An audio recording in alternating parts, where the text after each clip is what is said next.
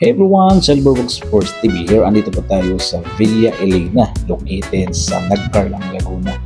So today is July 4, 2026. So andito tayo ngayon. Nag-swimming po tayo dahil birthday po na aking tiyahin. No? Happy birthday to you, Sister and Auntie Marino. So ito po yung lugar nila. So pagpasok pa lang natin, makikita natin yung view, no? Mga lilim, mga malandong, no? So ito yung lugar at dito ay yung reception nila. Yan aking mga pinsan, no? Sa side ng father side ko. So una, napaka pleasant, no? Yung lugar nila, meron silang meron siyang day tour and day night. Yan, and then meron silang mga rates dito na affordable sa lahat ng mga gustong magpunta. So ang mai-recommend ko dito, maganda po ito sa mga company outing, team building, and then sa mga fellowship, no? At magkakaroon. So, napaka okay po, all goods yung lugar na to dahil makakaroon ka ng peace of mind, no? Walang toxic, napaka-preskong hangin, malayo sa trabaho, malayo sa stress, no? Ma-enjoy mo at mamuni-muni. At ito po yung napaka magandang momentum o quality time sa mga pinsan ko. So yun guys, so yan si Muhammad at ito yung kanilang parking. May parking silang sasakyan, may waiting shed at ma-appreciate mo talaga dito yung kanilang lugar dahil meron po silang parking area. So yan dito at itong pababa, ito po yung going sa baba. So may mga hagdanan, so challenge lang dito dahil karoon ka talaga dito ng pananakit ng puhod. At ito yan si Jane. Yan, so medyo shy siya sa camera. Si Auntie, ito yung birthday celebrant, si Jerome, saka si Robert. So ito yung mga pinsan ko na hindi kami madalas magkikita. So once in a blue moon lang dito. So yan, ito po yung pababa at makikita natin yung lugar dito. So from Palusong. So napakaganda yung lugar dun sa baba. So exciting point lang dito dahil ma-exercise yung ating mga puhod, mga paa. Bago tayo makaligo ay ma-enjoy muna natin yung sariwa at preskong hangin habang tayo maglalakad sa baba at pintuhan. So tara guys, puntahan natin ito at yantayin muna natin yung mga kasama natin. At doon, bababa po tayo at makikita po natin. So, ito po yung lugar ng Villa Elena located sa Nagcarlang, Laguna. So, meron pa akong isang gustong ipapakita sa inyo dito sa view ng sa gilid, no, ng kanilang passing point na kung saan makikita natin dito sa bandang kanan. So, dito guys, isa sa makita nating view dito, yung kanilang parking area along right side na meron din silang mga viewing point na pwede kang mag-playground, pwede kang maglaro, at pwede kang mag-enjoy dito habang dala-dala yung mga pamilya, friends, kamag-anak, even yung company outing. Ano po lang natin sila, si Dayan. Hello kuya at shout out sa iyo. Yan, so siya naghawak ng camera at talagang interested siyang maghawak ng camera. Yan, so shout out. Hello ate. Yo. So yan dito, so pasok po tayo at invite po natin yung mga ibang kasamahan na pwede nang bumaba, no? At mag-request po tayo dito sa counter natin ng sasakyan dahil hindi po pwedeng makalusong yung aming truck dahil sa sobrang kitid at paahon at iwasan lang namin baka magkaroon ng aberya. So dito pa nga, nagbiro pa ako nga na may hinang coffee, no? Baka meron bang libreng kape. So dito, at puro na tayo nagbibiro na lang tayo dito guys. So kaya minsan nakakalungkot kung hindi naman tayo magiging makwento. Puro lang tayo seryoso. Ayan guys. So, at kaya sinimula namin, nagbabayad po kami dito. Ang bata is 150 to 200. So all goods na, mura na dahil napakaganda at sa lahat ng reviews ay okay sa lahat ang Villa Elena located sa Nagcarlang, Laguna. So, bago matapos dito, naglagay kami ng mga pangalan doon sa registration form at ito naman yung aming mga wristband, no? So, Kaya puro tawa na lang ako dito at yan, si Jane, excited na daw siyang mag-swimming, no? So, si Robert, namin kasi nakwento dito. At nakwento nga si ate na sino ba mga celebrity ang pumunta dito. At sabi nga niya, si BB Giant papunta ba na dito sa lugar na to. At maraming mga celebrity na nag-enjoy na pumunta dito. So, napakapisan.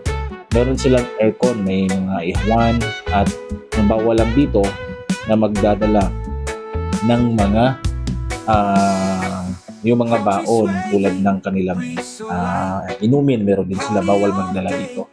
So ito po yung map guys, no, makikita natin yung kanilang master plan kung saan located yung pool at sa gilid na yan, ito yung nakakulay blue na yan, yun po yung running water na ilog na natural na magtatampisaw tayo mamaya. Kaya dito from point here at makikita natin mamaya yan yung ating pinaka gustong liguan yung ilog na to.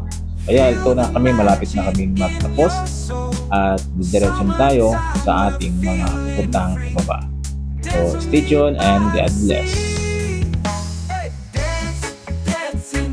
Ayan, so kumpleto na pong lahat. Nalagyan na po kami ng race band at dito sa ating sasakyan, inaantayin na lang natin yung ating sundo, no? So lahat ng gamit ng baba natin. At yan guys, ang aming handa ay napakarami. So good for 3 days sana ito. Pero kaso lang, balikan lang talaga ang aming na-booking dito. Pero anyway, sulitin muna natin yung lugar kung saan dito talagang magmuni-muni. So meron silang malaking room na for conference party, convenience party, at meron silang itong napaka-cinematic na view na dito sa pwedeng mga birthday, pwedeng i-celebrate din dito.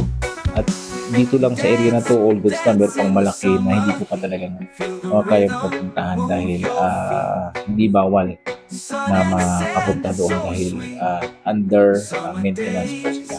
So dito, ito po yung viewing sa taas at malulocate, no? Makikita mo ang baba mamaya dahil tayo ay lulusong doon sa baba.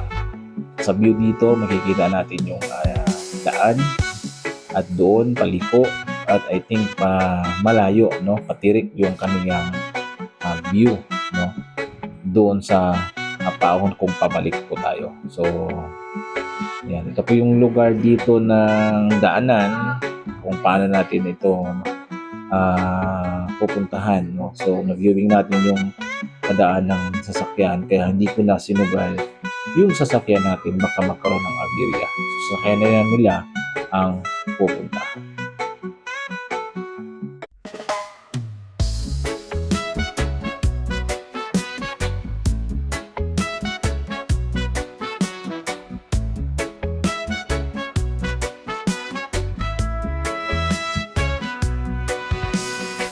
Sun is shining, sky so blue.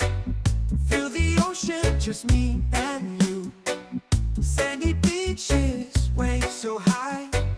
Summer love, let's touch the sky.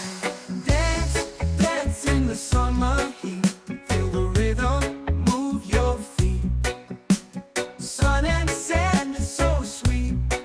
Summer days can't be beat. Palm trees swaying, breeze so light. Party all day, dance all night.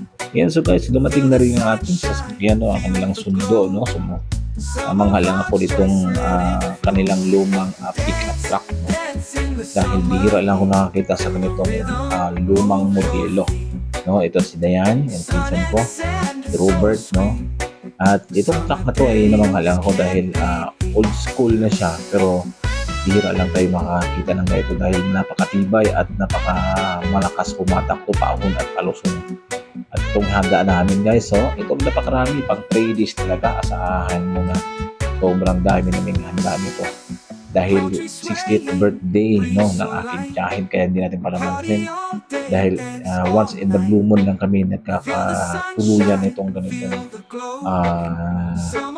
swimming, bonding, quality time, no, fellowship sa mga pinsan ko dahil wala na kaming ibang tahan na lugar kung hindi kami magkita-kita lang dahil every moment ay nakaka-espesyal sa bawat isa sa amin. So, kami tulong-tulong na.